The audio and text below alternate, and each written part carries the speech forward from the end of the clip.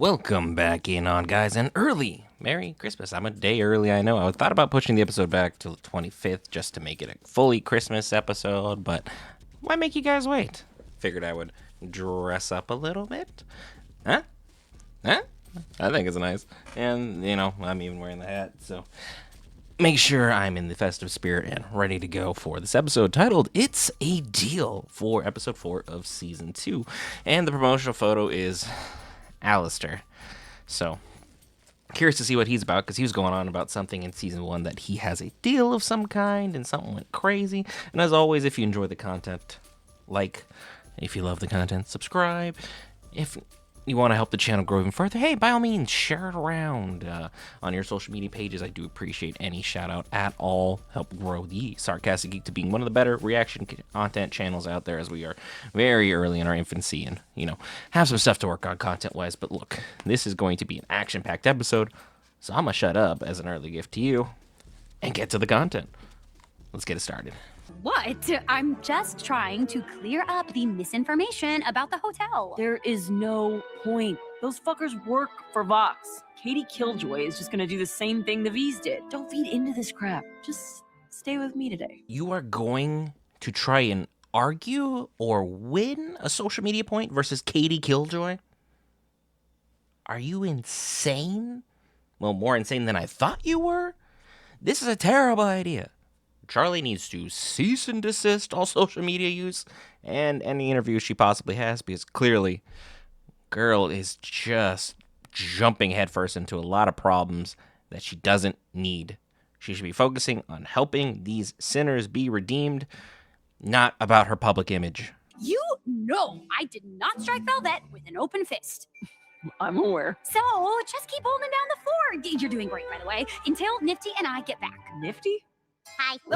Okay, have fun. Love you. Bye. Why are you taking Nifty? What is she supposed to do? Is she, like, moral support? Or is she going to, like, take out Katie Killjoy? Because, I mean, that would be a battle I'd love to see just for heck of it. But at the end of the day, I don't think Nifty is really social media proof or going to be able to handle everything that comes with it. So, forcing Vaggie to keep charge of the hotel while you go off and run all your errands. I'm not really sure this is really working out this season, Charlie.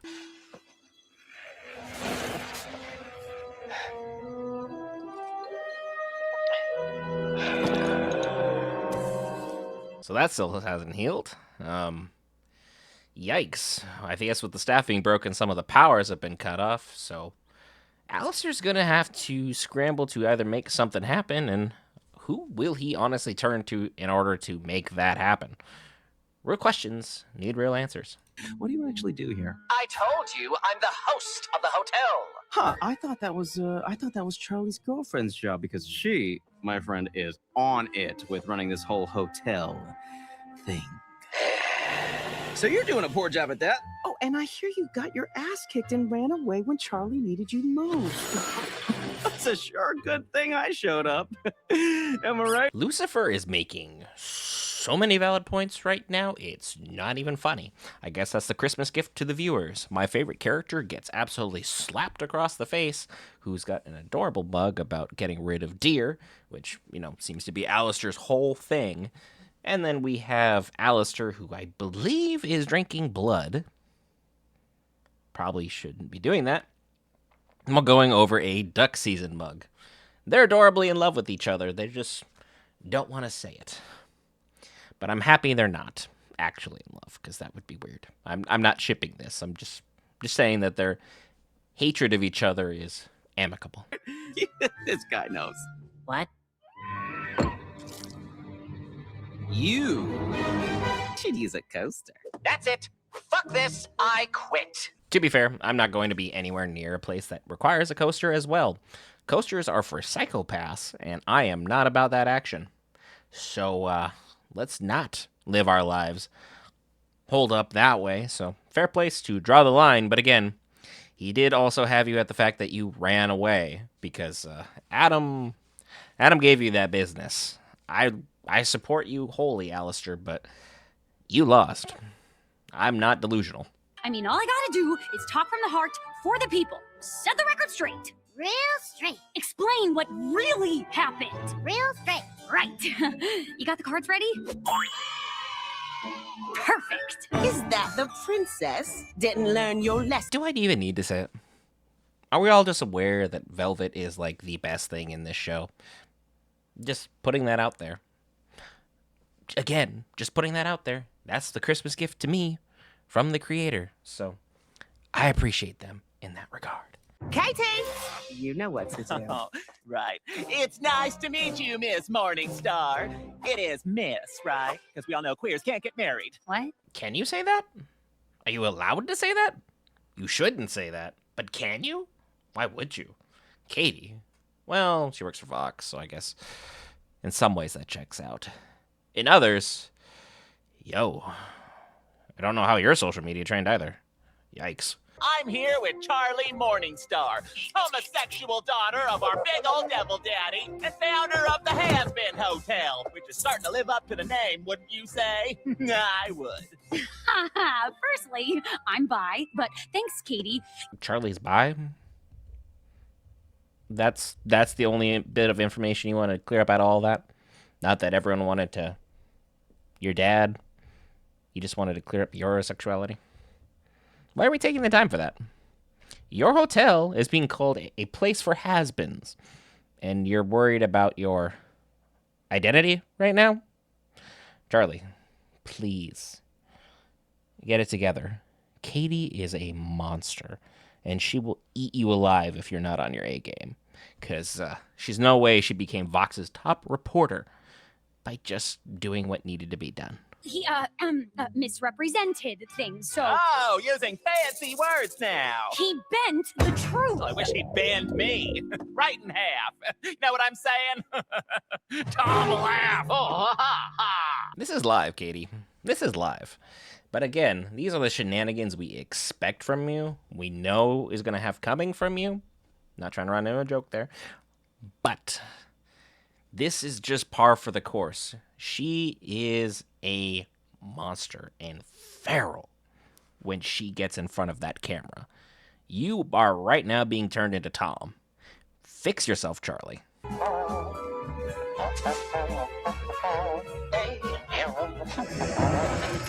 knock, Rosie, my dear. Alastor's here. Oh, Alastor. Don't you know it's rude to show up on a lady unannounced? Alastor, why are we turning to Rosie? Why are we doing this? You dressed up, you brought sweets, and you brought flowers. This isn't like you. You need something. Desperately. Enough that it seems like you're almost willing to beg for it. So, what's the deal? You see, I've been there about a year or so, and after all of the pointless singing and crying, I'm afraid I see no further reason for my presence there. We really aren't getting any closer to... We? What do you mean we? Is Rosie who you're indebted to? Because that's breaking news. That's exciting. Let's get into that. I'm going to shut up. Let's enjoy. Yet here I am with the scars and a busted-up staff that proves otherwise. Oh, come on now, Alastor. You really thought being the most powerful sinner, which you are, meant you could take on an archangel? Alastor really thought the most powerful sinner in hell, which Rosie can make you apparently, which puts her on a whole different power scaling than I expected her to be, is going to be enough for an archangel? My dude, the archangels were the ones that were fighting Lucifer in the book. That is crazy work. There's no way you're comparable.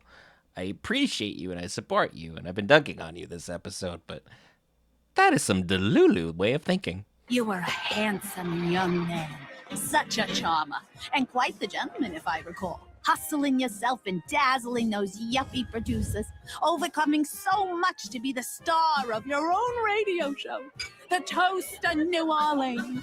I didn't actually expect to be right that he was from New Orleans. This is just icing on the cake for me, another gift to myself, I guess. But I guess the thing that we're not saying but are saying at the same time is that at the time where he was trying to break into radio, it was predominantly people looking resembling like me. But if you were talented enough, you could make it to radio if you had the right people supporting you. And, well, as we've seen from Alastor, he doesn't lack charm. What he lacks is the capacity not for bloodshed, which seems to be how he ended up in this predicament. When I heard your voice, I just knew. I knew you were the one. Tu es prêt à manger. I call on you, voices of the afterlife. I wish to make a deal with you. There's going to be a catch-22 to this, isn't there? Like, he's going to be alive for a little bit period of time, but he's going to get summoned right away. Because if someone like Rosie is in hell, and has been for a while, and saying Alastor's unique, she's going to want that asset with her immediately. The fact that the antlers manifested early, that's curious. Something had to have happened pertaining to him that led down to how he was, because, like, sure, he lived a stag lifestyle to a point where he was debutante, he was charming, he was cunning, he was sweet, he was personable, but he wasn't doing anything of the more adult nature that would usually come with a stag lifestyle. It's pretty funny that the next day you died in the most hilarious way possible. Mistaken for a deer and shot while hiding a body. I mean, just perfect. That's why he has deer antlers? Not because of anything I said, but because he accidentally put his head in a direct line of fire where a hunter probably knew it wasn't a deer, but still did it. It's like, do you know how many hunting accidents happen like every season? An insane amount. You would think that people would be more sure, especially with the advances of technology, about those sorts of things. But for Alastor to have died this hilariously, seems like it was a predetermined deal by Rosie, and maybe she pulled some strings for this individual to remove him from the picture and bring him onto the board for her game of chess that she seems to be playing while everyone else still hasn't figured out we started. But I've been running all over hell on some fruitless crusade for years, playing nice at a stupid hotel because you promised me power, and now I'm lacking. There it is. He's trying to get out of his deal with Rosie because he feels he's been hosed. Even though, again, this is how you look at the fine print of contracts. Making a deal with an overlord of hell, you want to make sure everything is exactly as it needs to be, and the verbiage on it is very important. Seems he forgot those details, and that's why he's where he's at. Think, come on, Alastor. Come on. There must be a way. Oh, that's clever.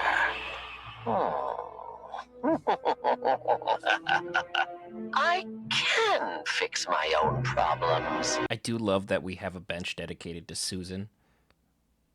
I wish she'd die again is just fantastic because she was a real piece of work. And I mean, like, to the highest degree, she was a piece of work. But again, the biggest piece of work is already sitting on the bench, articulating his way of getting out of his deal with Rosie. So let's see what he's going to be able to get accomplished. It seems like it's going to be a lot of work because she's probably not one who loses at all, if very often. It feels like he was just waiting for me to say something awful, like that I think sinners deserve the extermination because they're bad people. But I would never actually say that. Charlie, did we learn nothing from just one episode and one day ago? Why would you open your mouth with a terrible example of something that is controversial that will get you into trouble? All you had to do is that. Zip it. Forget about it. Move on. All you had to do is let go of your pride right now and you would be in a winning situation. You know it works, so you can focus on those you care about, but instead you're playing this petty little game with Vox that clearly you are not ready for. Now, Charles, do you have anything else you'd like to clarify about your hash brown motel? Yeah, you know. Nifty, here, come up here and tell us all about how amazing the Hasbin Hotel is. Just tell them. Charlie, did we forget that Nifty seems to have an issue with cameras? Like, I don't really know why, and I'm sure it's going to be a really dark story when we get there, because Nifty's a lot to unwrap and a lot to contain and keep an eye on, but she's amazing at what she does, which is removing archangels. But you probably picked the worst person for this job. Husk probably would have been a lot better of a choice just because he wouldn't lose his cool. But this is literally the definition of showing up to a bazooka fight with a piece of paper. You're doomed.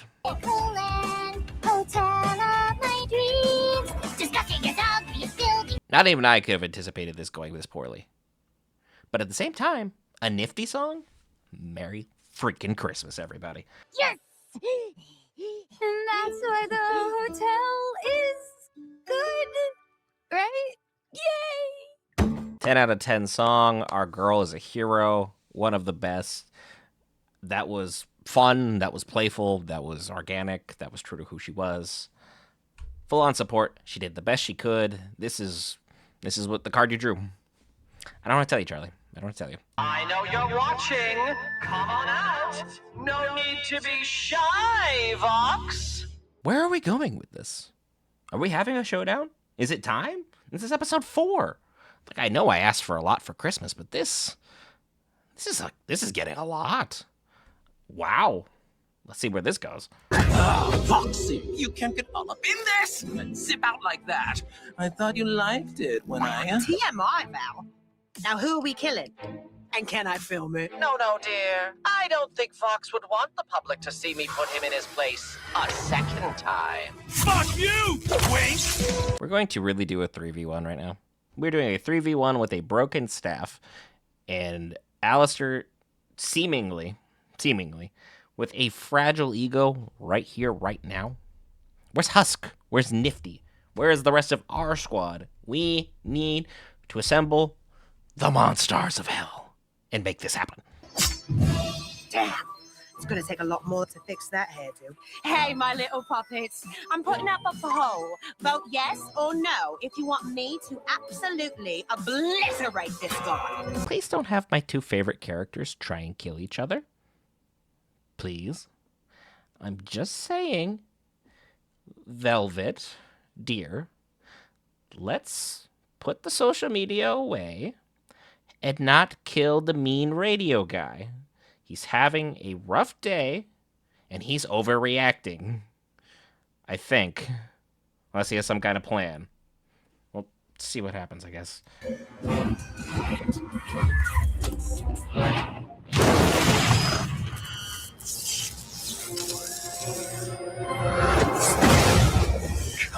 on now! This fight has absolutely no business going this hard, but they're doing that for us.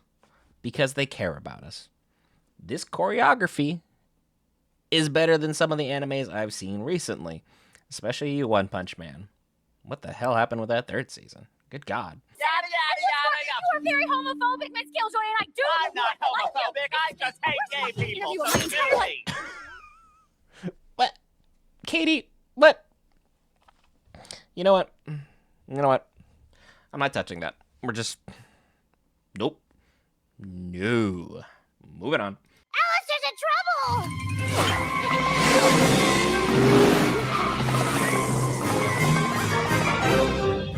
Hey, have you ever heard of a blobfish? What? There we go. Reinforcements. I don't know why Nifty all of a sudden feels the need or desire to stand up for Alastor, but I'm assuming that's probably part of the deal, or like we saw in the, I believe it was the finale for season 1, that they are actually semi-close, but even Alastor doesn't really get all that's going on in Nifty's mind, but they're friends underneath it all, I guess. Someone should really put this thing out of its misery. We're here,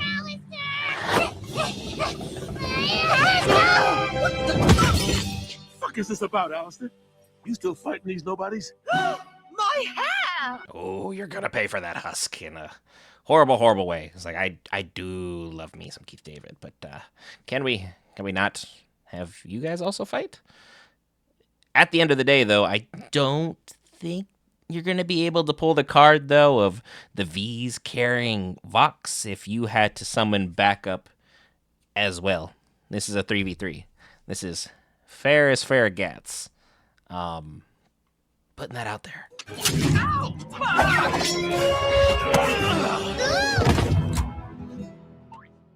Gun! Wait! Call off your goons! I have a proposition. Whoa, whoa, whoa, whoa. Hey, time out here. Time out for the team. Did you just see Nifty in danger and just stop everything that you were doing? 'Cause you just said you don't have friends and you don't work with anyone, but they just showed up to save your ass. And now, all of a sudden, that they're in danger, you decided to offer a deal? Alastor, you sly dog. What are you actually working on? Compassion is not your strong suit. So this has to be very beneficial for you. I'll join your propaganda parade and be your little prisoner. All I ask for in exchange is let these irrelevant little nobodies run along home. But more importantly, you're not to lay your hands on Charlie Morningstar. The deal is very specific, and I think it's worded specifically for major implications. Husk and Nifty have some kind of major importance to some kind of grand scheme he's working on. I don't know what it is or what it entails. Very curious. But as we've seen with Vox, if you look back any episode that he was introduced till now, he loves putting his hands, quite literally, on anybody within vicinity of him. Specifically the shoulders. He's really a lot of a shoulder toucher. I don't like people touching me, so the fact that he does it all the time kind of irks me. So seeing this would lead me to believe that at some point in time, Alastor is going to set up some kind of occasion where all Vox does is put his hands on her. Nothing crazy, just general hands. And that'll be enough to get this deal terminated. Why that would be important, though, not a singular clue. Couldn't tell you. It's a deal. I fucking did it! Holy fuck! Everyone out! Look who I have! Velvet cameras! I do love the fact that we have a frowny face mask for Alastor because he was always talking about having a smile and how people don't know what you're thinking when you're smiling. So him having a frowny face mask is perfection in of itself, but did anybody else notice that during the parade it was I won with then scratched out and we won? The team seems to be falling apart the more Vox seems to be winning. And we're only 4 episodes in, and at a halfway point, if your ego's going to keep going up, well, your teamwork seems to be going down. Not going to be a big win for you.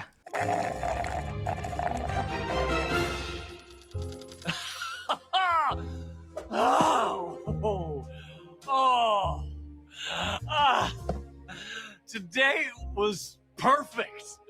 Right, Val? Uh-huh, sure, babe. And what do you think, Alice? Did Vox just have intercourse with Val directly in front of Alastor? I understand the expression of fucking someone over, but fucking someone in front of somebody that's just devilish. But I guess being a brat is kind of your thing, isn't it? You'd be nothing without those two. Excuse me? You really haven't changed, have you? Still so reliant on all those around you. Always seeking someone to put up with your incessant...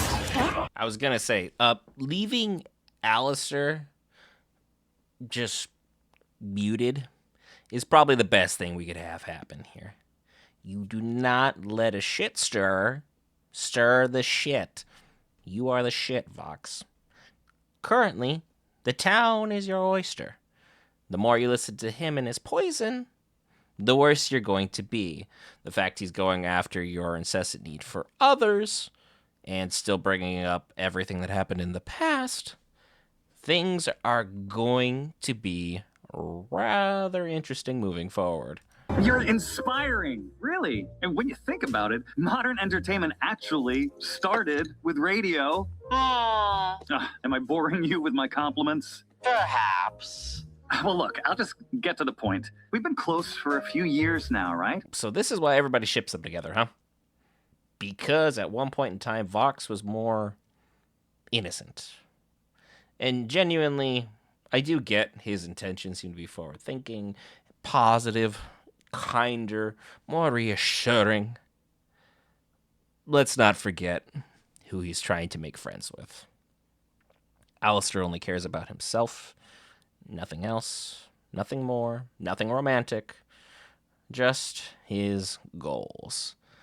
And you, my friend, aren't it. What? Oh, fuck! You need me to join your team! And here I thought you might actually be approaching my level, but asking for assistance? A partnership? I am quite disappointed in you. I just thought... I would say I feel bad for Vox, but seeing how he turned out, it's just because of Alastor poisoning him right here, right now. That poison has eaten him for the last, I don't know how many years, because he went from a box TV, you know, the old school one, you might not notice, where they're the heavy backs, where it just went all the way back, as opposed to the flat screens that you only see nowadays. And you have Alastor just kicking a man repeatedly till he's down. Why you ever thought the radio demon would be your friend is so asinine, I don't even have the imagination to fathom it. So this really shouldn't come as a shock to you. You must have been truly desperate, Vox, to come to Alastor for a partnership. It would be heartbreaking, but you need to be aware of everything going on around you and who the people are that are around you. Otherwise, well, this happens. You think your little mockery is going to make me cry? That I'm bawling about the past that could have been? Sure you are, buddy. Sure you are. You got so riled up about this, you got choked up, and sure, you can bluff your way out of it and make everyone believe you're big and tough and strong, but at the end of the day, your whole scheme is built on public approval. The public will only approve of you so long before they turn on you. Just a matter of time, Vox. Just a matter of time. You two should just fuck already. What? Am I wrong? And can I film it? Val is entirely right here. It might help. There's a lot of beef here, and there's a lot of personal tension, and the whole enemies to lovers trope is quite popular. I still wouldn't root for it for Alastor, just because he could probably do better, but at the end of the day, kiss and make up might be best for hell, because truly these two could be powerful together as the Vs. Well, because, I mean, what would you call them? The VAs? Like, that doesn't really sound like it's a winning formula or winning strategy there. And that was Has-Been Hotel, Season 2, Episode 4. Let's make a deal. And honestly, fantastic episode all the way through. I don't truly know what Alastor's game is here. But there's a reason he phrased everything so particularly, because I feel like he's learning from Rosie what you should and should not do as an overlord in order to make these deals work to your benefit. And somehow he needs to have his deal with Vox work in such a manner that he's able to get out of his deal, which is to make him the most powerful sinner in hell. So I don't know how we're going to go from don't touch Charlie to that. Seems like a big jump. But if Alastor thinks he's got all the pieces on the board, I'm not willing to say that he doesn't have them just yet. And as always, Merry Christmas to you. Hopefully for me, you hit that like button, you subscribed, and I'll see you guys in the next time for the next episode of Has Been Hotel. I'll see you then.